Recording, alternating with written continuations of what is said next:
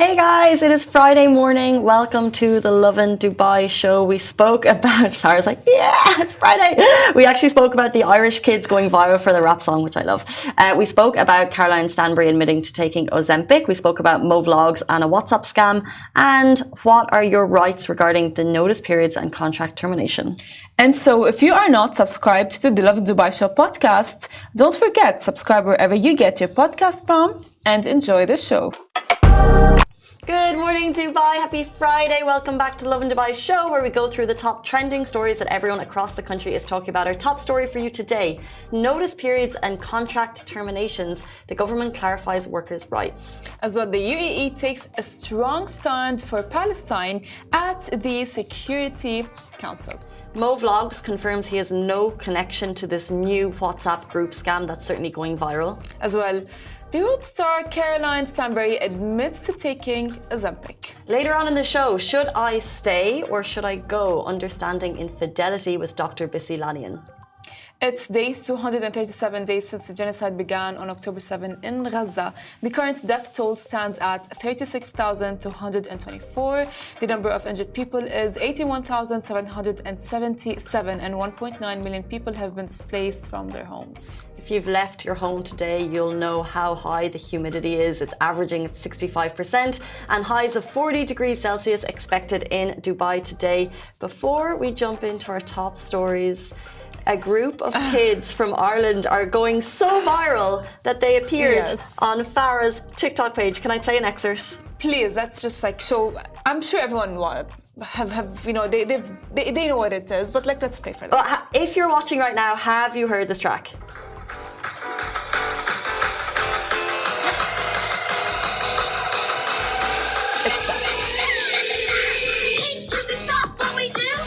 So good.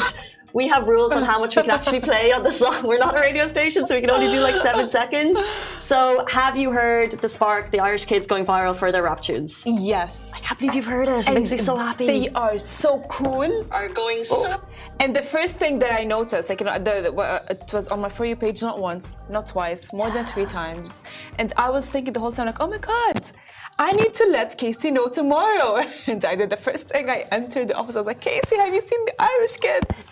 So they're giving energy, and they're like, it's the bucket hats. And you know what I mean? Like that they're super cool. Everything. And they're actually part of, like, it's called Cranún and Oak, which is the gathering of youth. So it's kind of a bit of a big movement, and it'll be played at their events throughout the summer. It's a big group of 9 to 12-year-olds. Some refugees who've come to Ireland are involved. So it's quite a big movement, and the fact that they've made your For You page just makes me so happy. And I think people, like, it's come up on mine as well. Like, people all around are just like, what's the word? I can't use slaps, but slaps. It's giving. It's giving. It's giving. Fine. It is giving, and you know, they're just like saying, because like they're so cool.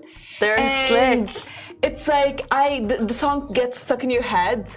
And I was like singing it throughout my, you know, as I was coming to work, and I was like, oh my God, you know, and even in the morning, I was like, you know, scrolling through TikTok, and they as well showed up, and I was like, that is so cute. And I'm just so happy for them. I'm so happy. Cute. It took a day to film it, and it gets stuck in your head. It's super catchy. And if you haven't yet got it stuck in your head, just go on to TikTok. They're called The Spark. They're Irish rappers. They're only between 9 and 12 years old. And I'm just so happy for them that they're making For You pages around the world. I mean, honestly, maybe we should... It's a Friday anthem. Maybe we should film a TikTok lip-syncing to, you know, I can't recreate that. I don't have a bucket hat. But look, this is them on the radio. It's so cool. So later on, check Farah's page. She's going to recreate that TikTok. Oh, yeah. I'll watch with popcorn. Okay, 8:35. Let's jump into our top stories. Notice periods and contract termination. Government clarifies workers' rights. So new work rules have been announced by the official account for the Ministry of Human Resources and Amortisation. That's MOHRE on X. And it means an update to labour rules. So if you're thinking about leaving your job anytime soon, please take note of the following updates. Now, under the Regulation of Labour Relations Law, both parties can terminate the work contract as long as they're complying with the terms and conditions of the notice period. So this is how it works. The notice period shall not be less than 30 days or exceed 90 days, 30 to 90. The worker is required to fulfil their duties throughout the notice period, which means you have to continue to work. As well, the non-compliant party compensates the other for the notice period with a notice allowance payment. The notice period allowance equals the full wage or a proportion. The UAE, of course, that usually does. So if you want to leave your job, make sure that you give them a notice period to not give a payment, and as well, for sure your company, if they would want to let go of you, which you hope they don't, they will let you know 30 days. Good time. So all of the updates are on MOHRE on X if you'd like to take a look. Our next story comes from the UAE mission to the UN, which is also coming from X. So the UAE takes a strong stand for Palestine at the Security Council. The UAE represented the Arab Council and called for a stop to the Israeli attack on Rafah and an immediate ceasefire. The Security Council has been very late in, of course, taking such an urgent step. Was said about putting an end to Israel's atrocities. So speaking at the UN, the UAE said perpetrators must be held accountable before the law, as the Arab group is pushing for Israel to respect international law and to stop illegal actions. The UAE called out the double standards, saying the double standards have become as clear as the sun, and of course mainly asked the perpetrators to be punished under international law.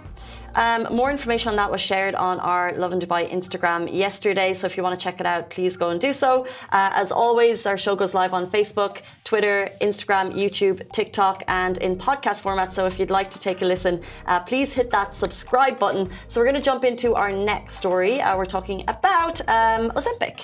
Of course, you guys know Ozempic. It's been all over TikTok, social media, and Real Housewives of Dubai star Stanbury admits to taking Ozempic. So the Real Housewives of Dubai icon shared on her podcast how she turned the medication that we all know, the famous Ozempic, typically used for type 2 diabetes, to shed pounds following a midlife crisis at the age of 45.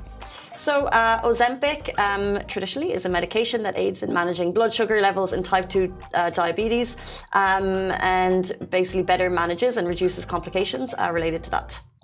As well, of course, you guys, I know what it does is that people have been praising Caroline for being open and honest about using Ozempic, as Ozempic has been trending all over TikTok for a while now, and the hashtag has been viewed over 1 million times. It's not really our place to jump into the pros and cons of the drug, but there's obviously side effects that come with it, which have been spoken about a lot, including nausea, loss of appetite, headaches, and more. And of course, you guys, now Ozempic can be taken, prescribed by a doctor, and it is crucial to contact a specialist. But what we want to talk about here is the fact that how brave she is to admitting it, because a lot of celebrities have used it and did not really admit it. They have lost a lot of weight, and there have been speculation that they actually have been using Ozempic, but they did not really admit that. That's the thing. So Ozempic dropped onto the market and went internationally famous immediately, a weight loss drug. Like, this is things that people have been looking for so long. And actually, although people are now jumping onto the weight loss bandwagon, and it's getting a bit of a stigma attached to it, there's a lot of positive prescribed by a doctor that because it will reduce weight, it's going to help with cardiovascular diseases, and there's a lot of good that it will do. So it's actually going to change the game in so many ways. But for the people using it for weight loss, a lot of people, because there's actually a rush to get it, and therefore the people with diabetes may not have access as much, so people aren't admitting it. That's true. So when we posted yesterday, a lot of negative comments jumping on, having a conversation, but I agree with you. I think so often, let's take Ozempic and Stanbury out of it, so often people get procedures in high places, a lot of views on their platforms, they don't talk about it, they don't admit it, and then you're sitting there at home thinking, oh, why don't I look like that person? Why can't I achieve that? So although it's not saying someone to go and do it, I think actually telling people that you've done something, even though it goes against the grain of what society is doing, it's actually a hard thing to do, I would say. I agree, and I'll tell you why that actually happens. Because people want to be perceived as they are naturally skinny. And of course, we follow trends, at some point the BBL was trendy after Kim Kardashian. What's BBL? Oh, it's you need to be a bit chubby from down there. Big touch. Yeah, big and touch. you know what I mean? Like, for example, like people they would want to do like squats and so on. That was like trendy for a while, and that's when everyone like had like fillers from the back. Oh, I don't think we should I don't think we should even give a platform to what is perceived as a trendy body type. I don't think I don't think we should. I agree, because I think it's totally wrong that's even 100%. part of the conversation on TikTok. And I feel it's unfortunate that, you know, people are seeing this on TikTok, and that's the expectation. So then therefore I think what you're going to say is exactly, and that's why, you know what I mean, like people just like follow trends, and because that was trendy, people wanted to actually gain some weight. But now, because like all over TikTok everyone's like, oh my god, Kate Moss said nothing tastes better than being skinny. She said something like that. I think that was like back in the 2000s when I was reading magazines. It's all over TikTok now. You know, it's all over TikTok now, and it's I didn't know. Now everyone now wants to be skinny, and everyone wants to be like, you're like a model, and everyone wants to be like, oh yeah, I'm just like I'm born like that. You know, some people actually do not understand that. You know, this is your body type. And this is how you are. You don't need to take like you don't need to get too skinny. But of course, you know what I mean. Like that's why like a lot of like celebrities are kind of like hiding it. That's why they're not saying it. Yes. Well, let's just leave it at be comfortable in who you are. So important. Eat healthy, exercise a couple of times a week, and try and just avoid perceived trends on body types, because we'll never be what that person on Instagram looks like, because that person is medicated, they're doing surgeries, and they're using filters, and they're using all sorts to kind of narrow their bodies or make them bigger or smaller. So we'll never reach that achieve. So just try and feel comfortable in who you are. I agree 100%. Let's jump into our next story, guys. The scams currently. I think everyone is getting WhatsApps, we're getting calls. And we just want to highlight this one in particular. Mo Vlogs confirms he has no connection to this WhatsApp group scam. So this is something you may have been added to. People are getting added to WhatsApp groups that claim they're going to make you money fast. So what is the bait? You'll get paid for subscribing to YouTube channels, for example, and helping YouTubers like Mo Vlogs to grow their audience. Now, it sounds so simple. Interact with posts and earn hundreds of dirhams daily. Of course, you know, you've even got people responding on the group, so it nearly looks legit. Yeah, like on this group, there was a girl jumped in being like, oh, and she asked like a really like fair question, but it was like real.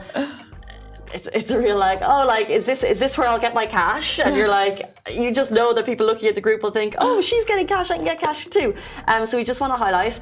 This one mentioned Mo Vlogs. Mo Vlogs has confirmed to Lovin Dubai he has no connection with the group, and we can confirm that it is a scam. I have another one. I sent it yesterday to my thing. So a long message group about people going around to homes. They're going door to door, pretending they're, you know, they're authorities. They're everywhere. Apparently, they look stylish, and apparently they're. So I don't know if we need to send this to the police immediately. But there's just a lot of things that you need to be vigilant about at the moment. And I think these WhatsApp scams that claim that they make you money are high up there, because they're. People are thinking that they're going to get 30 dirham just for subscribing to a YouTube account. My God, I mean... And then you're like, you give away your OTP in an opportune moment, and then your cash is gone. You know, the thing is, I'll tell you something, guys. So I say this to mom all the time. Like, Mama, if making money is that easy, then no one would work. And there would not be jobs. So these are clearly a scam. Like, I mean, it's like fine. Like you want to believe that for real? It's not real. I mean, like if I'm gonna just like watch a couple of like YouTube videos and subscribe to a couple of channels and make money out of it, then why would I want to work? Why do people want to work, actually? You know? But even like, you know, the way people always talk about side hustle and making money, you know, outside of your mainstream of employment. So you're thinking, oh, I've got my job, and then I could do this on the side. And they're so smart. They just prey on people in when you least suspect it. So for example, we all feel like we need a bit of extra cash, and you get a WhatsApp group and it seems easy, and it's like a quick way to make a buck, and you're thinking, I can make this. This is handy. Like I can fully see why this is an attractive message to people, especially when, you know, we're in a city of opportunity. There's so many ways to make money, and you're thinking, I could get some money here. I can easily see why we would fall for this scam. 100%. And by the way, like, we just got a comment on the live that said that this happened to him last week. They added him to the group and gave him tasks to like YouTube videos. I mean, like, Did you do them? I mean, it's kind of like, see, let us know if you actually fulfilled the tasks. Yeah, we tried yesterday, by the way. Oh, you did? Yeah, because I wanted to see what happened. So, Cairo, he went into the WhatsApp group. He'd been added. We did the liking. So then you have to take a photo, a screenshot of the finished task, and then you need to send it on Telegram to the receptionist. And we got that far, and then I left for the day. So stay tuned for what happened if Cairo's down 20K. God. But I assume then they would be like, what are your bank details? Yeah. So you're thinking, okay, I'm getting cash, and then out of nowhere she'd be like, what's your OTP? And then you would just send it, and then you would lose your cash. So never 100%. give your OTP. You guys, I mean, it's giving. When my cousin was younger, and he'd be like, Baba, I want an iPad. Give me your bank details. Yeah. This is a thing. Kids have phones. Yeah. But I think it's just common, and be as vigilant as you can. And there's no such thing as quick and easy cash. It's 8:47. It's Friday morning. Thank you, everyone who is watching the show. We're super excited to have our next conversation with Dr. Bisi Laniyan. We are talking about Netflix hit documentary Ashley Madison, which is going viral, and it's on the subject of infidelity. Dr. Bisi is going to talk about the emotional impact that can have on couples and how potentially you can build trust and overcome it, or you can move on. Stay tuned. Should I stay or should I go? Understanding Infidelity with Dr. Bisi Laniyan, a new hit Netflix documentary, Ashley Madison, Lies and Scandal, delves into a dating site for adulterers. At its peak, the website reportedly boasted 40 million users worldwide before falling victim to a data breach, which resulted in shattered marriages and devastated lives. Here today to address the emotional impact of infidelity, Dr. Bisi Laniyan from Sage Clinic is back again in the studio. Thank you so much for coming back. Thank you so much. Thank you. Thank you for being here. So, of course, the first question that I think everyone would want to know is, why do people cheat? That is $1 million question. I wouldn't say that there's a specific reason as to why people cheat, but if we think quite generally, there are certain factors that can contribute or maybe increase the likelihood of someone cheating. So, for example, fulfillment in the relationship. Right? So most of us are in relationships, and not just romantic relationships, even platonic relationships, because it gives us a sense of fulfillment and it meets certain needs that we might have. Mm-hmm. Yeah. So if someone is feeling maybe unfulfilled or dissatisfied in their relationship, if there's a need, the purpose of a need is that the need is met. So they might seek for that need to be met elsewhere. So that is one reason that can lead or contribute to people cheating. It's such a difficult topic, and of course, as we kind of jump in, we do understand serious emotional impact, especially on families, and we will get to that in a little bit. But before we get there, I just wonder if you have any knowledge on, like, is there different reasons for men and women to cheat? Have you seen that? Again, I'll go back to the needs, right? So I don't have statistics on if men cheat more and if women cheat more. And I think, again, it depends on culture, it depends on society. We're thinking about age ranges as well. But I would say in terms of individual factors, maybe there's certain personality traits that are more likely to cheat, or certain attachment styles. So if you're someone who's maybe a bit more anxious, have like an anxious attachment orientation, then that might mean that you're seeking that validation, that you're seeking that need. And also if you think about life stages as well, some people may cheat earlier on in the relationship, for some people it's later on in life. So it's difficult to make that kind of direct comparison and say blanketly that men cheat more or women cheat more, because it depends across cultures. In the show, we've seen mixed reactions of infidelity. Yeah. You know, some people get conflicted about staying, leaving, of course, you know, but so Is it normal to feel that conflicted about staying or leaving? Absolutely. And why is that? Absolutely, because life isn't black and white, right? When you're in a relationship with someone, especially when you're in a long-term relationship with someone, you have built a life. And even if you haven't finished building the life, you're building the life. You have a vision, you have a heart goal of where that relationship is going. Sometimes you have investments, family, children, property, financial. So it's difficult to say, actually, you've cheated on me or you've stepped out on the relationship, I'm going to leave. And then we have to remember that there's love there, right? There's love. So it's hard to sometimes walk away from that. And I think that people who choose to stay shouldn't be made to feel guilty and shouldn't be shamed for staying, because they have their reasons to do so. And we know that people who may have experienced unfaithfulness in relationship, they can rebuild that trust. They can rebuild some of those bridges that may have been burnt. And then also, if people decide that actually this has been a very big breach of trust and this has been a violation of what we have agreed, and they decide that actually we're not going to reconcile, I think that that decision also should be respected. It's just not black and white at all, is it? What would you say, I guess, are the common, if possible, to discuss reactions to infidelity?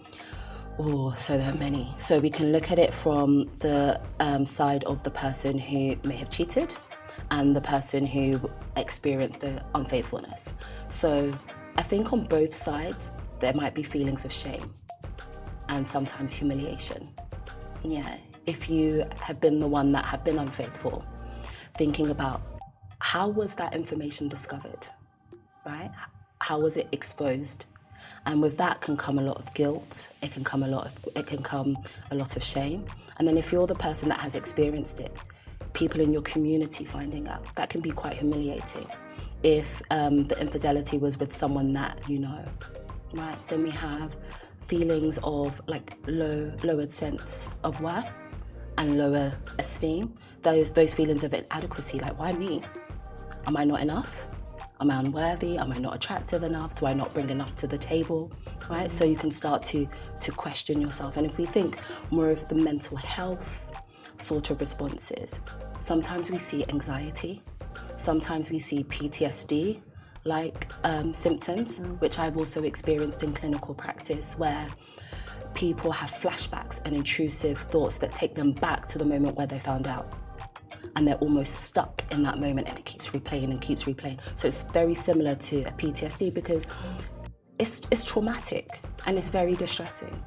Yeah. So those are some of the common reactions that we can see. You mentioned earlier the word love. Yeah. Do you think, I mean, I don't know, but some men, like, or women as well, when they cheat, and they go like, yeah, but I still love you. And then society goes like, yeah, but that is not love. If this person cheated, then that's not love. Do you think love and cheating, how do they come hand in under each other? I think we all sometimes behave in ways that are opposite to our values, yeah, and opposite to our beliefs. And it doesn't mean that we don't hold those beliefs, and it doesn't mean that that those values don't mean anything to us, right? So there are some things that I would say that, I would never do. Like I would never run a red light. But if you're late for somewhere, you might just do that. Does it mean that I don't respect that law, right? Or does it mean that I don't observe that value? Maybe not in that moment. Yeah, so when we think about love and thinking, is love enough to sustain a relationship? Well, if you loved me, you wouldn't have done this. But there are many things that we say that we believe in, many things that we say we wouldn't do, and sometimes we act opposite to that. Interesting. Just to be like we always think about the victims, and because I feel like those are the stories more commonly told, but would you be able to give any insight, and you kind of touched on it a little bit, on the psyche of the cheater? So shame is one thing, but what if you're in a love marriage or in a love relationship? Can you give us an insight into the thought process of a cheater? Some cheaters, it's premeditated, right? Some people find themselves in these kind of situations. So if we're thinking about factors that contribute, So I mentioned earlier maybe some personality traits or some attachments. Sometimes it's opportunity and environment. Yeah, and I'm not saying that this is a prerequisite for cheating, but if you're someone who maybe is frequently away from home, yeah, and maybe you're in an environment that kind of condones or kind of welcomes cheating, it means that you might be more likely, or you could be more likely, should I say, to engage in those kind of behaviors. Does that mean that the core of who you are is an unfaithful and cheating person? Not necessarily. Not necessarily. And there are many people who have cheated and they consider it a mistake and they're filled with regret. Some become so anxious that they start to not necessarily trust themselves. Can I be trusted in a relationship? Can I stay committed to a relationship? And I think that if you're asking yourself those questions, that's a positive sign, because it shows that actually you're aware of some of the things that you struggle with, and you have that self-awareness and you're able to voice it out. And that means that actually you're more likely to accept the help to kind of work through that.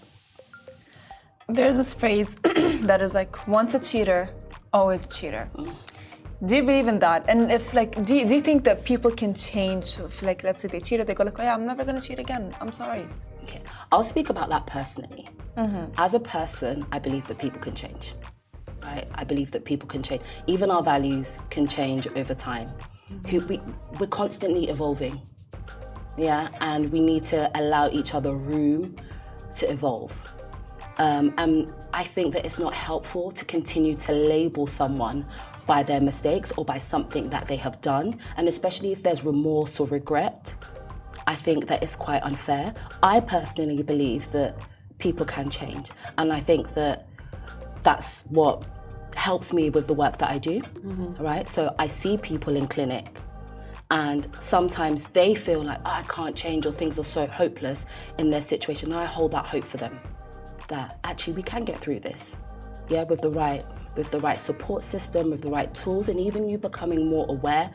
Absolutely, of course you can change.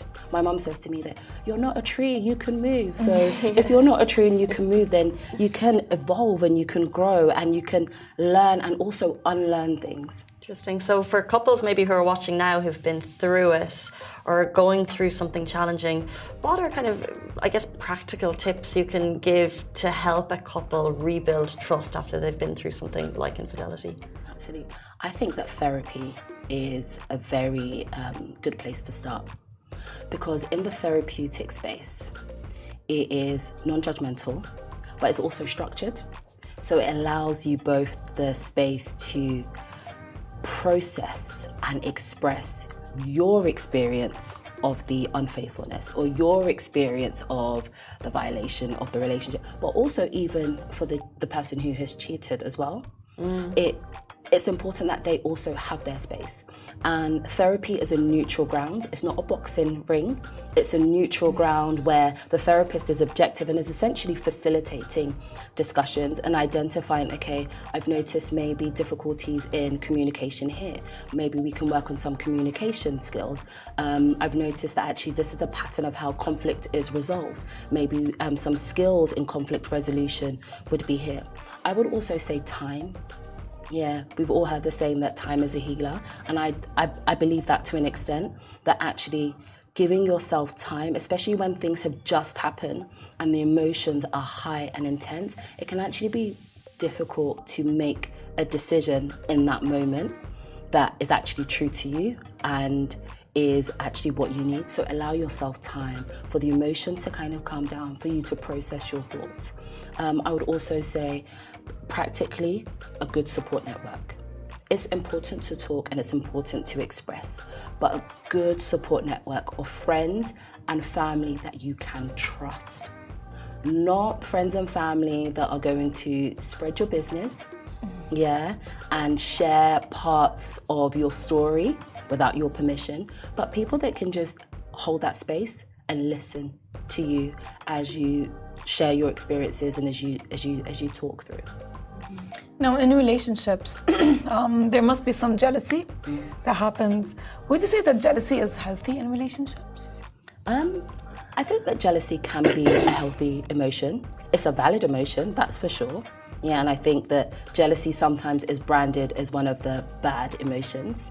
Yeah, but I think that jealousy as emotion, first of all, lets us know that, okay, that there is someone else that I need to consider, or there are options, especially if we're thinking about it in the context of relationship, that there are options out there. So it can be something that keeps us in line and keeps us in check. Yeah. They always say it's good to have a little bit, but not too much, right? Not too much. Not too much. Very quickly before you leave us, so you've mentioned that cheating could happen in terms of opportunistic if people are traveling for work, and we're in a city that's quite transient and a lot of people travel, especially as you come into summer months. And I ask that if infidelity happens and you're in a family with kids, is there any advice you can give on navigating that? Not with your friends and family around you, but just as a family together, working through it with the kids. Yes, I think that with kids, it's really important to think about what you're sharing with them in terms of their developmental age, what they're able to understand, and emotionally what they're able to make sense of. Yeah, I think that for the parents or for those involved, you can still work things out as a family without necessarily involving the kids as almost like a first line. So think about your wider network. Think about, like I mentioned, like services such as like therapy, etc., just to help you, especially in the early stages where emotions are raw, right? Involving your children there, children who really need to be protected by us. And of course we want to expose our children to various situations and emotions so that we can build that emotional resilience. But when things are raw, how helpful is it to include the children on that journey? True. You know what, just on this topic, I do realise that absolutely nothing is black and white. Absolutely. So I appreciate you able to give some very logical responses to our questions. Dr. Bisi, thank you so much for joining us again. Thank you. This is the end of our Friday show. Thank you, Farah, for being here. We'll be back with you on Monday morning, same time, same place. Have a lovely weekend. Bye-bye.